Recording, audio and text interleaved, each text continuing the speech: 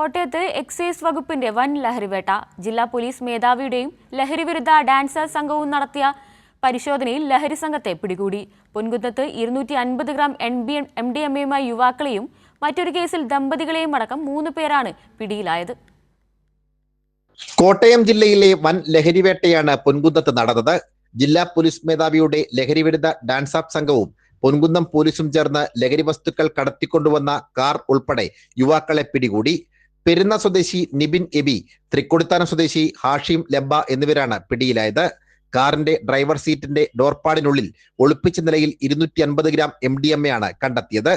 രഹസ്യവിവരത്തിന്റെ അടിസ്ഥാനത്തിൽ dance app സംഘം ലഹരി സംഘത്തെ നിരീക്ഷിച്ചു വരികയായിരുന്നു.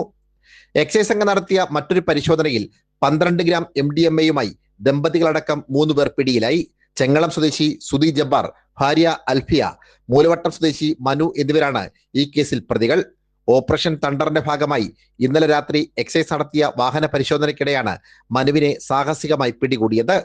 തുടർന്ന് നടത്തിയ ചോദ്യം ചെയ്യലിൽ സുധി ജബ്ബാറിനെ പറ്റി വിവരം ലഭിച്ചു. സുധിയുടെ വീട്ടിൽ നിന്നുമാണ് MDMA കണ്ടെത്തിയത്.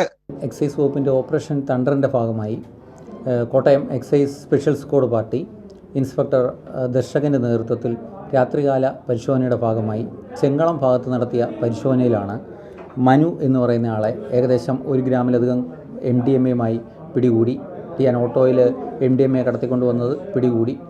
തുടർന്ന് നടത്തിയ വിശദമായ പരിശോധനയിൽ ടിയാന് ഒരു ദമ്പതികളായ സുധി ജബ്ബാർ, അൽസിയ ജമാലുദ്ദീൻ എന്നിവരെ എതിരെ ഏകദേശം 12.55 ഗ്രാം MDMA പിടികൂടി. ഈ പറയുന്ന സുധി ജബ്ബാറിനെ സ്പോട്ടിൽ അറസ്റ്റ് ചെയ്യാൻ കഴിഞ്ഞിരുന്നില്ല. വനിതയായ അൽഫിയ ജമാലുദ്ദീനെ സ്പോട്ടിൽ അറസ്റ്റ് ചെയ്തു. തുടർ നടപടികൾ സ്വീകരിച്ചു.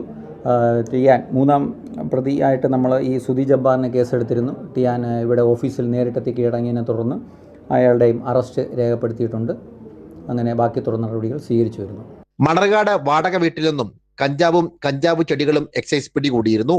കാവുമ്പടി ഭാഗത്ത് വാടകയ്ക്ക് താമസിക്കുന്ന ഇടുക്കി ഏലപ്പാറ സ്വദേശി ബിവിന്റെ വീട്ടിൽ നിന്നുമാണ് 10 സെന്റിമീറ്റർ അധികം ഉയരമുള്ള 5 കഞ്ചാവ് ചെടികളും 5 ഗ്രാം കഞ്ചാവും കണ്ടെത്തിയത്. ജില്ലയിൽ വ്യാപക ലഹരിവേട്ടയാണ് എക്സൈസും പോലീസും നടത്തുന്നത്. സനോജ് സുരേന്ദ്രൻ, കൈരളി ന്യൂസ്, കോട്ടയം.